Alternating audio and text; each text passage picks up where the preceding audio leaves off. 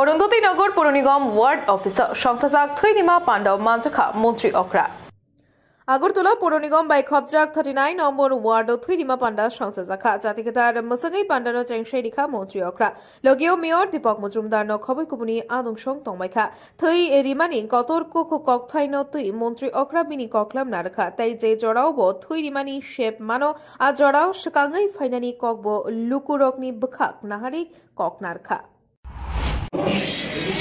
মানে তাদের যে হেল্প করার যে টেন্ডেন্সি একটা হাত বাড়িয়ে হাত প্রসারিত করেছে।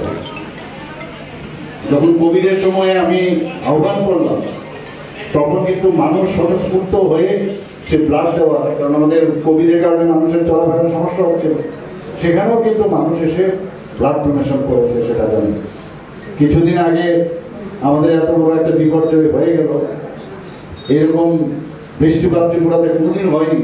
সেই জায়গায়ও আমাদের সরকারের সমস্ত যে লাইন ডিপার্টমেন্ট সবাই কাজ করেছে, কিন্তু স্বতঃস্ফূর্তভাবে মানুষ যেভাবে কাজ করেছে 3 থেকে 4 দিনের মধ্যে এত বড় যে একটা বিপর্যয়, তার থেকে আমরা মুক্তি লাভ করি।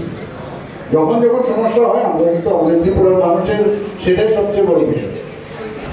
আজকে মন কি বাত অনুষ্ঠানে আপনারা শুনে খুশি হবেন, আমরা কিন্তু ভেরি সিরিয়াস ত্রিপুরার মানুষ। যে মন কি বাত অনুষ্ঠানে সারা ভারতবর্ষের মধ্যে ত্রিপুরা কিন্তু সর্বপ্রথম হয়েছে মন কি বাত অনুষ্ঠান।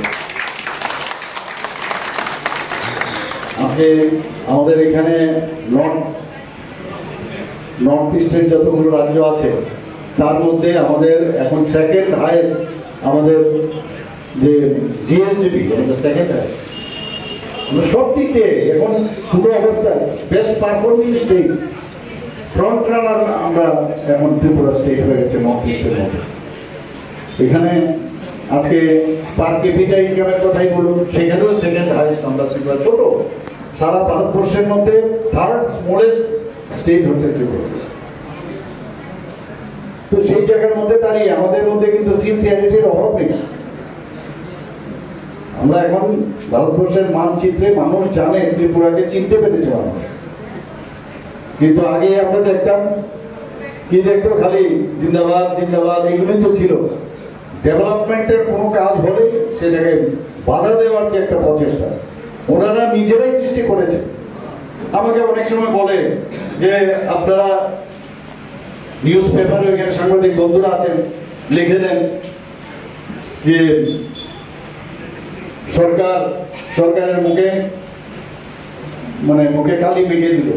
কি আদালত, কি বিষয়, যতগুলো আমরা কেস এগুলো আমরা হারছি সবকটা এই কমিউনিস্টদের আমলের সমস্ত কেস, ওরাই সেই সব ঘটনাগুলো করে গেছে। এখন পর্যন্ত এই সমস্যা ওরা তৎকালীন সময়ে এগুলো রেখে গেছে, আমাদের সেগুলো এখন সমস্যা আমরা নিরসন করার চেষ্টা করি সমস্ত জায়গায়। রাস্তাঘাট থেকে এখানে বলা হয়েছে আগে যদি এত সুন্দর ড্রেন হতো, এত সুন্দর রাস্তা হতো, তাহলে তো আমাদের কাজটা অন্য কাজে, এই যে টাকাটা এখানে খরচ হচ্ছে, তাহলে তো আমরা অন্য কাজে আজকে 13,000 কোটি টাকার ঋণ ওনারা রেখে গেছেন, সেগুলোরও ঋণ আমরা এখনো দিয়ে যাচ্ছি। এখন এই ঋণটার শুদ্ধ তা আমরা চেষ্টা করছি আরো ভালো করে কিভাবে করা যায়। আমাদের মাত্র 27,000 কোটি টাকা, আমাদের 27,800 কোটি টাকা আমাদের বাজেট গত অর্থ বছরে হয়েছে।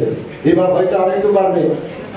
আমাদের 3,700 কোটি টাকা আমাদের রিসোর্স আমরা বিভিন্ন জায়গা থেকে যে আমাদের যে আমরা ট্যাক্স কালেক্ট করি, সেই জায়গার মধ্যে দাঁড়িয়ে 25% আমাদের এডিসিকে দিতে হবে। আমরা ডেভেলপমেন্ট তারপর আমরা পড়ে যাচ্ছি। আমাদের কেন্দ্রীয় সরকার ডাবল ইঞ্জিন সরকারের এই একটাই সুবিধা যে যখন আমাদের প্রয়োজন হয় তারা কিন্তু হাত বাড়িয়ে দেয়। আজকে এখানে রক্তদান শিবিরের আমি অলকবাবুকে ধন্যবাদ দেব যে প্রায়শ ওনার এখানে যে ধরনের প্রোগ্রাম হয় মানুষের জন্য যে কাজ করে, প্রায় 60 জনের মতো আজকে রক্তদান করবেন বলছিল। তো মানুষ তো স্বতঃস্ফূর্ত হয়ে আসছেই না, যে কোনো বিষয় দাঁড়ায়, খেলাধুলাই হোক বা কোনো কালচারাল প্রোগ্রাম হোক, রক্তদান শিবির হোক, কন্টিনিউয়াস একটা সমাজের জন্য যা যা দরকার সেগুলো কিন্তু 39 নম্বর ওয়ার্ডে আমি দেখতে পাচ্ছি। আমাদের অন্যান্য ওয়ার্ডেও হয়, কিন্তু এখানে আমি বেশি পরিমাণে আমি দেখতে পাচ্ছি। এবং এই ধরনের কাজ নিশ্চয়ই আপনি আগামী দিন আপনারা করবেন। আজকে অত্যন্ত আর একটা খুশির দিন, আমাদের ঘোষণা করছিল যে 5টা দিবস। যে 5টা দিবসের মধ্যে সবচেয়ে বড় ইম্পর্টেন্ট যে আজকে ন্যাশনাল সায়েন্স ডে।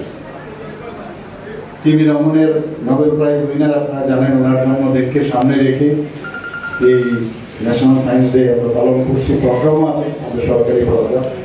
তো আপনাদের আজকে এখানে উপস্থিত থাকার জন্য হার্দিক অভিনন্দন, শুভেচ্ছা জানিয়ে আমি ব্যুরো রিপোর্ট, খুমপই।